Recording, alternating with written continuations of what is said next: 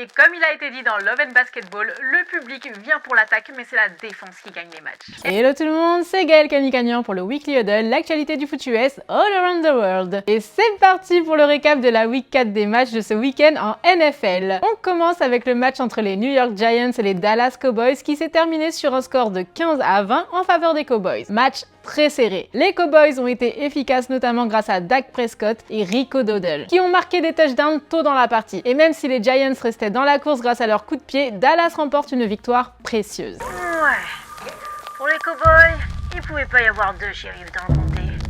La rencontre entre les Chicago Bears et les Los Angeles Rams s'est terminée par une victoire 24-18 pour Chicago. DeAndre Swift a été l'homme clé pour Chicago avec 93 yards en 16 courses et un touchdown. En face, les Rams ont montré de la résistance malgré les absences, avec un Matthew Stafford oscillant entre précision et erreur. La défense a dominé des deux côtés avec les Bears réussissant à forcer 3 sacs, un fumble et une interception. Et Chicago a pris l'avantage avant la mi-temps grâce à un touchdown controversé de Roschon Johnson et un field goal. Cette victoire ramène Chicago à un bilan équilibré de 2 victoires, 2 défaites en s'appuyant sur sa capacité à résister défensivement et à gérer l'horloge. Les Chicago ont montré qu'ils n'étaient pas des Teddy Bears. Le match entre les Houston Texans et les Jacksonville Jaguars s'est conclu par une victoire des Texans 24-20, arrachée dans les dernières secondes grâce à un touchdown de Dare Ogunbowale. Nico Collins a accumulé 151 yards et un touchdown, continuant d'impressionner cette saison. Malgré un match solide de Trevor Lawrence et des Jaguars qui ont mené à plusieurs reprises, ils n'ont pas pu capitaliser sur des occasions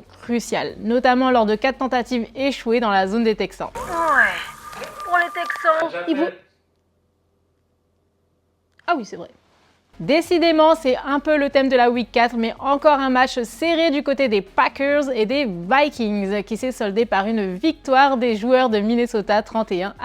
Leur 4e victoire consécutive. Et leur Ragnar, j'ai nommé Sam Darnold, était en grande forme avec 275 yards et 3 touchdowns. Du côté de Green Bay, Jordan Love, qui était de retour après sa blessure, a vécu un match difficile. Et même s'ils ont réussi à remonter au score en fin de match, ils ont payé leur manquement, dont un field goal loupé, laissant les Vikings toujours invaincus. Les Bengals de Cincinnati ont enfin décroché leur première victoire de la saison en battant les Carolina Panthers 34-24. C'est Mathieu qui doit être content. Joe Burrow et son attaque ont été déterminants, même si niveau défense, les Bengals sont toujours en difficulté. Le match a démarré sur une domination offensive des Panthers avec Andy Dalton aux commandes, mais la défense de Cincinnati résiste. Au retour des vestiaires, les Bengals ont creusé l'écart grâce à un touchdown de Chase Brown. Et malgré une interception du QB Joe Burrow qui finit le match à 232 yards et 2 TD, la défense des Bengals a tenu bon, limitant les Panthers à un field goal. Enfin, une victoire des Bengals dans ce duel de gros chat.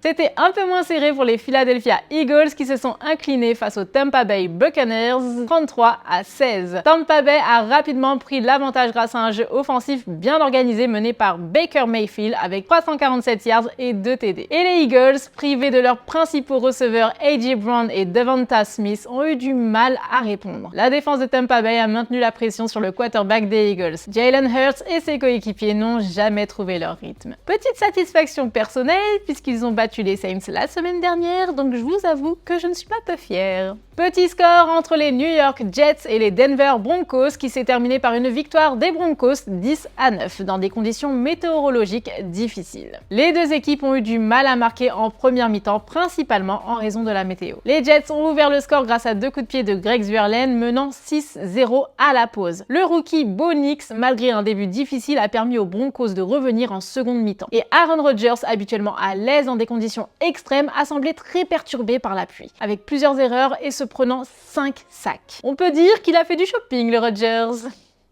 Finalement, la défense des Broncos a une nouvelle fois été décisive, leur permettant de repartir avec une 2e victoire consécutive. La rencontre entre les Indianapolis Colts et les Pittsburgh Steelers s'est soldée par une victoire des Colts 27-24, avec Joe Flacco prenant les rênes après la blessure du quarterback Anthony Richardson. Indianapolis a dominé la rencontre même si les Steelers ont tenté un retour en fin de match. Justin Fields, le quarterback des Steelers, a connu un match en dents de scie. Bien qu'il ait marqué 3 touchdowns et accumulé 312 yards, il a commis plusieurs erreurs cruciales, dont un snap manqué et aussi une perte de balle après avoir reculé de 20 yards. Et ouais, les Steelers ont multiplié les erreurs offensives, notamment un fumble à 5 yards de la end zone. Malgré un sursaut en fin de rencontre, les Colts reviennent à un bilan équilibré, mais des questions subsistent quant à l'avenir des quarterbacks des deux équipes. Victoire pour les San Francisco 49ers face aux New England Patriots 30-13 grâce à une défense solide. Les 49ers ont dominé en défense avec une interception, 2 fumbles forcés et 6 sacs et un pick 6 sur Jacoby Brissett. En attaque, Brock Purdy a lancé pour 288 yards avec un touchdown pour George Kittle qui est de retour. Et malgré une meilleure performance en seconde mi-temps, les Patriots, limités offensivement, n'ont pas réussi à revenir au score. On retiendra que les 49ers ont été portés par leur défense et comme il a été dit dans Love and Basketball, le public vient pour l'attaque mais c'est la défense qui gagne les matchs. Est-ce le début d'une crise chez les Browns? Encore une défaite et ils n'ont pas dépassé les 20 points marqués depuis le début de la saison. Cette fois-ci, c'est face aux Las Vegas Raiders 20-16. Pour ceux qui avaient vu le match des Browns la semaine dernière, eh bien ça a été la même chose face aux Raiders cette semaine, à coup de pénalités cruciales et d'échecs sur les 4e tentatives. Les Raiders, malgré de nombreuses absences parmi leurs titulaires, ils ont réussi à s'imposer grâce à une solide défense. Les Browns de leur côté ont été très frustrants avec un Deshaun Watson qui a cumulé 176 yards, un touchdown et une interception. Amari Cooper, habituellement performant, a mis sa cape d'invisibilité pendant la partie avec seulement 35 yards en réception. Deshaun Watson s'est battu jusqu'à la fin mais s'est fait saquer sur la dernière action, scellant la défaite des Browns, désormais en difficulté avec une victoire et 3 défaites. Les Arizona Cardinals et les Washington Commanders se sont affrontés et le vent a encore tourné en faveur de Jayden Daniels et ses coéquipiers. Une large victoire des Commanders 42-14. Daniels a cimenté sa place dans la course au titre de rookie offensif de l'année avec une performance solide. 26 passes réussies sur 30 pour 233 yards, un touchdown et une interception tout en exploitant parfaitement le jeu de course et de passes. Les Cardinals ont bien commencé le match menant rapidement, mais la défense et l'attaque de Washington ont contrôlé le reste du match, avec des contributions clés de joueurs comme Terry McLaurin et Frankie Louvu. Le succès des Commanders basé sur un quarterback rookie et un jeu de course dominant rappelle l'ascension des Texans en 2024. Les Baltimore Ravens ont dominé les Buffalo Bills 35-10 lors d'un match où Derrick Henry a été exceptionnel, accumulant 199 yards à la course et marquant 2 touchdowns. Les Ravens ont pris une avance de 18 points à la mi-temps grâce à un jeu de course puissant, notamment une course de 87 yards de Henry dès la première action. Et Lamar Jackson a participé à la cagnotte avec 2 touchdowns à la passe et 1 à la course. Les Bills, malgré une belle action de Josh Allen pour un touchdown en deuxième mi-temps, n'ont pas réussi à revenir dans le match, notamment en raison d'une défense contre la course défaillante. Les Chiefs ont remporté un match défensif difficile contre les Chargers avec un score final de 17-10. Malgré un Patrick Mahomes en demi-teinte, 245 yards, un TD et une interception, c'est surtout la défense des Chiefs, menée par un Trent McDuffie excellent, qui a permis à l'équipe de rester invaincue. Justin Herbert et les Chargers ont été contenus et la deuxième mi-temps a été marquée par des attaques inefficaces des deux côtés. Mais Kansas City a finalement pris l'avantage grâce à un touchdown de Samaje Perine. Cette victoire permet aux Chiefs de consolider leur première place dans la division, tandis que les Chargers devront se ressaisir pour rester dans la course aux playoffs, quitte à embaucher Antoine Dupont, pourquoi pas.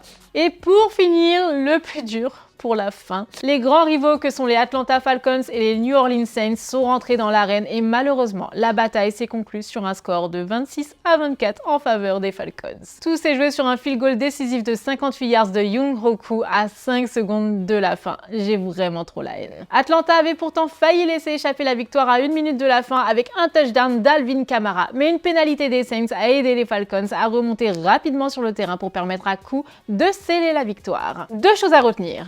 D'une, les Falcons n'ont pas gagné, c'est les Saints qui ont perdu. Et de 2, je ne suis absolument pas de mauvaise foi. Voilà pour le récap, abonnez-vous pour ne rien louper, je vous dis à très vite dans les huddles.